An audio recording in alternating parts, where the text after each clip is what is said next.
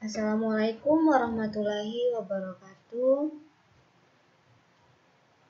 Salam sejahtera untuk kita semua.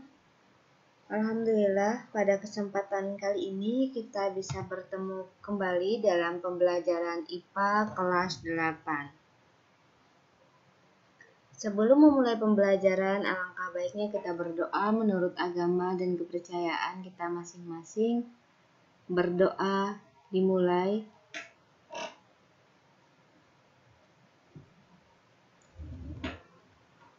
Berdoa selesai.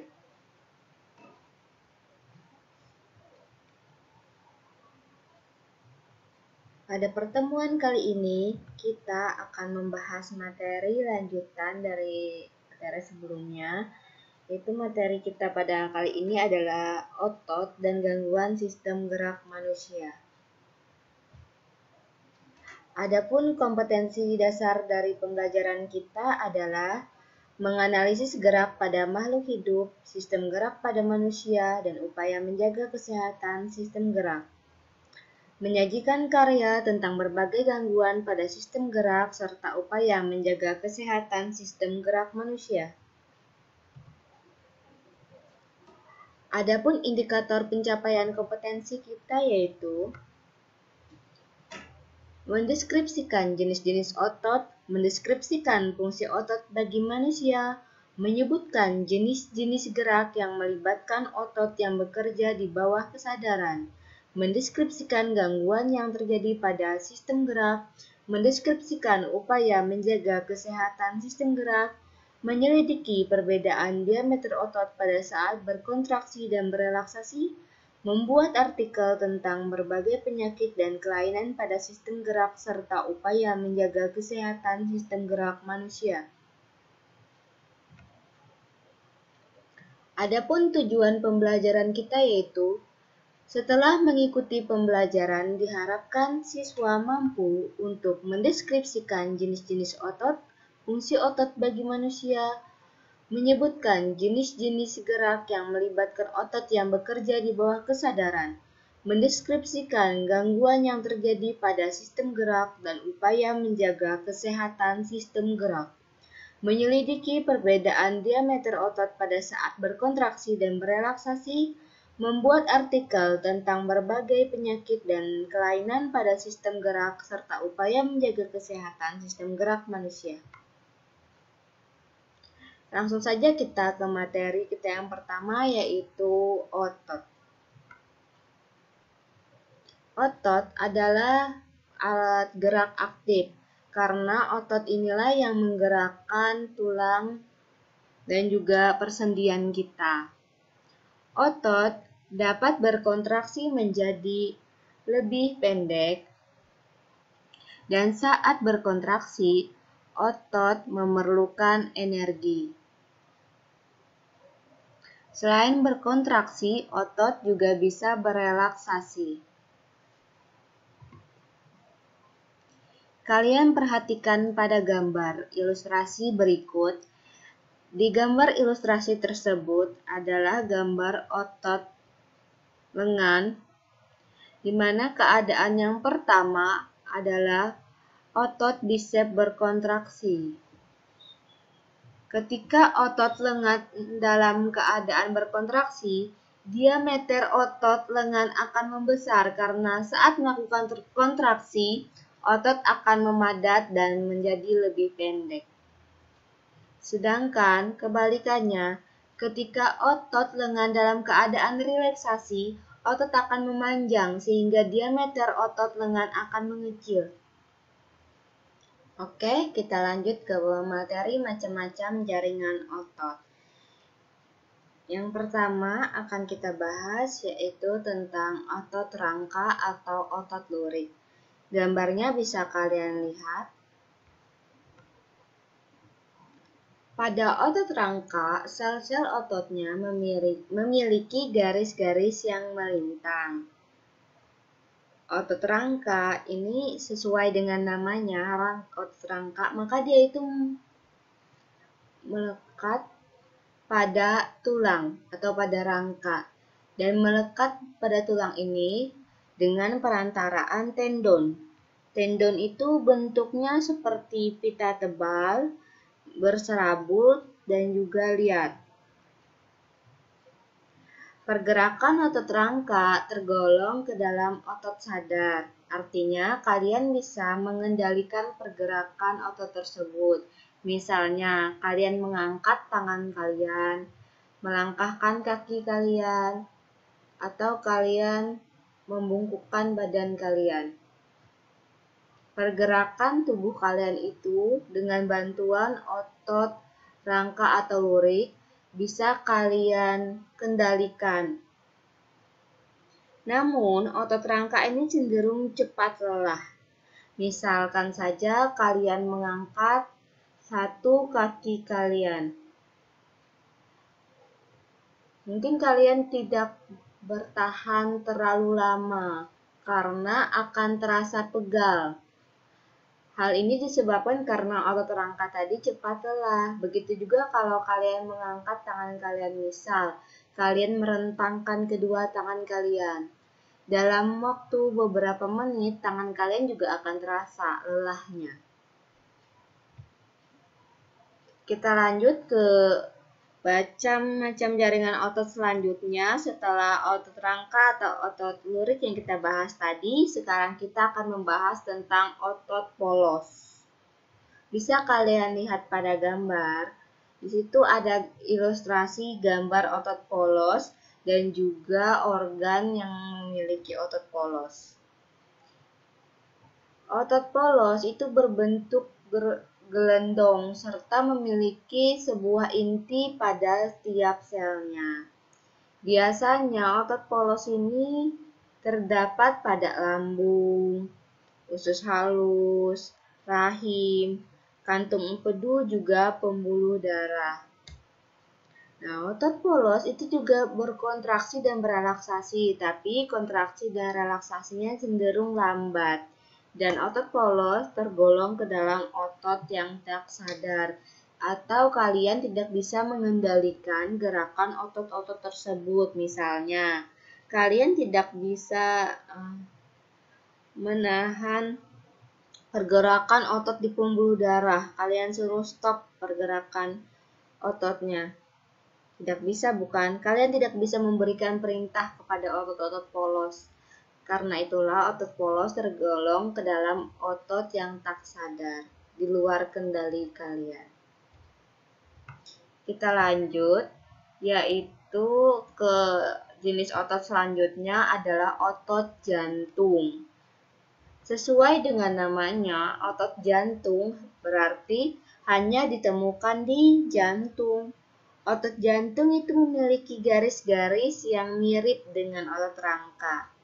Tetapi otot jantung tergolong dalam kategori otot tidak sadar atau di luar kendali kalian.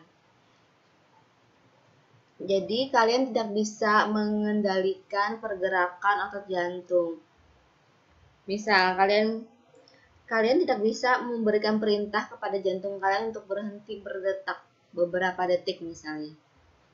Ya, karena memang pergerakan ototnya di luar kesadaran kalian. Kita lanjut ke gangguan dan kelainan pada sistem gerak. Jadi, sistem gerak manusia itu memiliki beberapa jenis kelainan ataupun gangguan.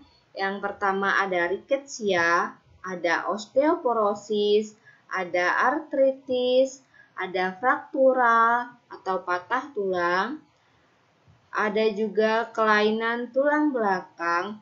Nah, kelainan tulang belakang di sini terdiri dari 3, yaitu yang pertama kifosis, kedua lordosis, yang ketiga skoliosis. Kita bahas yang pertama, yaitu riketsia. Kalian bisa perhatikan pada gambar. Gambar tersebut adalah kondisi kaki penderita riketsia. Hasil ronsennya kurang lebih seperti itu. Jadi riketsia itu terjadi karena seseorang kekurangan vitamin D. Padahal vitamin D ini membantu penyerapan kalsium dan fosfor. Jika vitamin D kurang, penyerapan kalsium dan fosfornya jadi kurang juga, maka proses pengerasan tulang tersebut terganggu. Dan umumnya riketsia ini terjadi pada anak-anak. Penyakit riketsia itu menyebabkan tulang kaki tumbuh membengkok, seperti pada gambar. Kita lanjut ke osteoporosis. Osteoporosis ini disebabkan karena kekurangan kalsium. Jadi umumnya dialami oleh orang dewasa atau orang tua. Di mana kalau orang dewasa atau orang tua mengalami kekurangan mineral, maka tulangnya itu akan mengeropos, menjadi rapuh dan mudah patah. Bisa kalian lihat di ilustrasi ada gambar matriks perbandingannya antara matriks tulang normal dengan orang yang mengalami osteoporosis.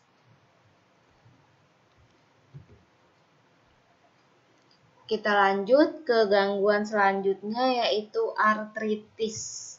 Artritis ini adalah penyakit radang pada sendi.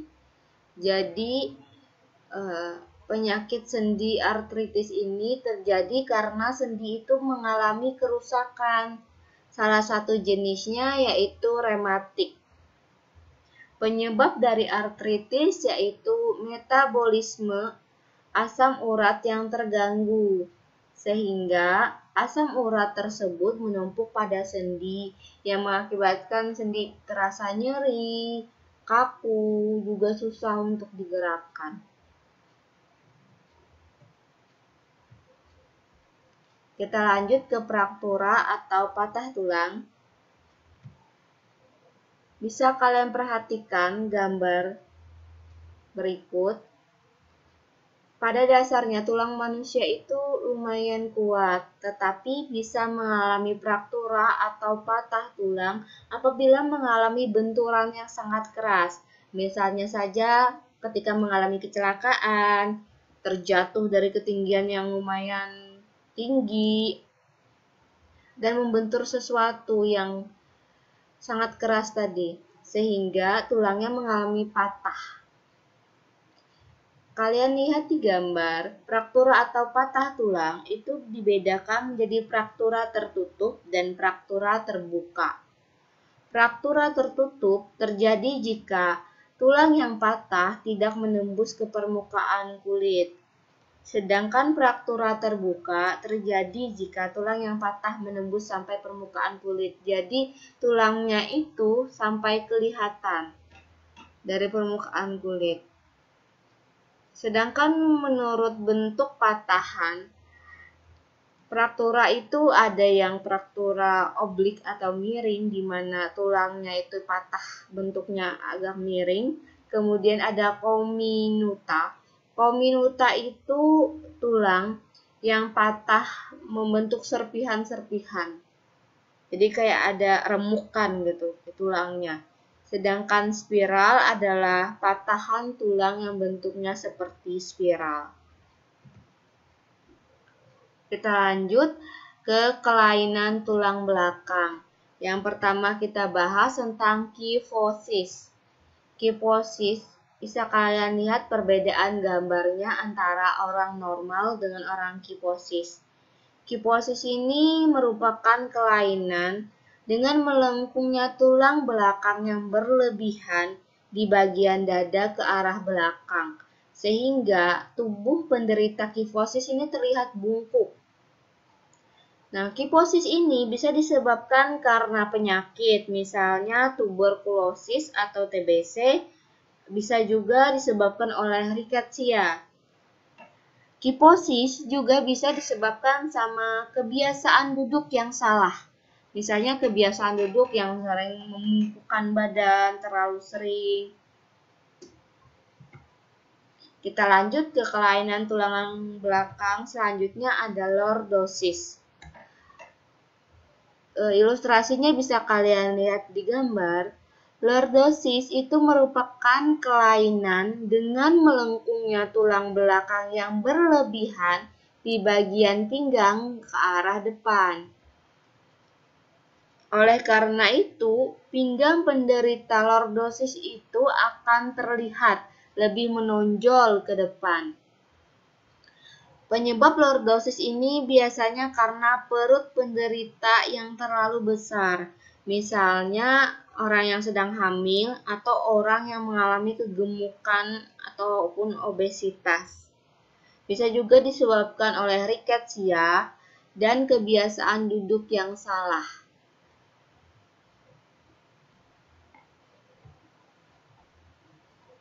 Kita lanjut ke kelainan tulang belakang yang terakhir, yaitu skoliosis.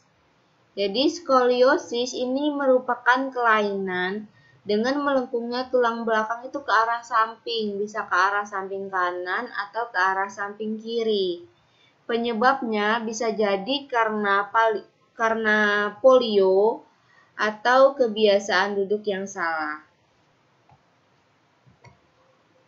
Sekarang kita bahas tentang upaya menjaga kesehatan sistem gerak manusia, dan semoga dengan mempelajari ini kita bisa menjaga kesehatan sistem gerak kita. Yang pertama adalah meningkatkan kandungan kalsium dalam asupan makanan. Makanan yang banyak mengandung kalsium diantaranya ada susu, kangkung, kedelai, dan olahannya, misalnya kayak sari kedelai, ikan salmon, kacang almond, dan brokoli. Selain itu, berjemur pada sinar matahari pagi juga baik, karena sinarnya ini membantu pembentukan vitamin D yang sangat penting dalam membantu penyerapan kalsium dalam makanan. Jadi bisa kita pagi-pagi berjemur, tidak usah terlalu lama, secukupnya saja, dan ingat harus pakai sunscreen. Oke, selanjutnya dengan memerhatikan asupan vitamin D dengan makan makanan yang mengandung vitamin D. Adapun makanan yang mengandung vitamin D diantaranya ada telur, produk olahan dari kedelai, minyak ikan, ikan berlemak, hati sapi, dan juga udang. Upaya selanjutnya yaitu memerhatikan aktivitas fisik yang cukup setiap harinya, misal jalan kaki, jogging, olahraga, menaiki tangga. Karena hal aktivitas seperti ini itu bisa membantu terbentuknya tulang yang kuat dan memperlambat proses kerapuhan tulang pada tubuh. Tetapi juga harus berhati-hati dan tidak boleh berlebihan untuk menghindari cedera pada tubuh kita. Dan juga menghindari kejadian yang tidak diinginkan seperti terjatuh dan benturan kepada sistem gerak karena itu akan membahayakan. Selanjutnya, upaya yang bisa dilakukan adalah menghindari kebiasaan sikap tubuh yang salah. Jadi, kita harus duduk dengan cara yang benar, yaitu tulang belakang harus dalam posisi tegak, tidak boleh membungkuk. Kemudian kalau tidur, sebaiknya memakai alas yang datar dan padat. Jadi agar posisi tulang belakang kita itu tetap normal. Sekiranya itu saja yang dapat saya sampaikan. Kurang dan lebihnya mohon dimaafkan apabila ada kesalahan ataupun kehilapan. Saya mohon maaf. Saya akhiri video pembelajaran ini dengan ucapan wassalamualaikum warahmatullahi wabarakatuh. Salam sehat, semoga bermanfaat.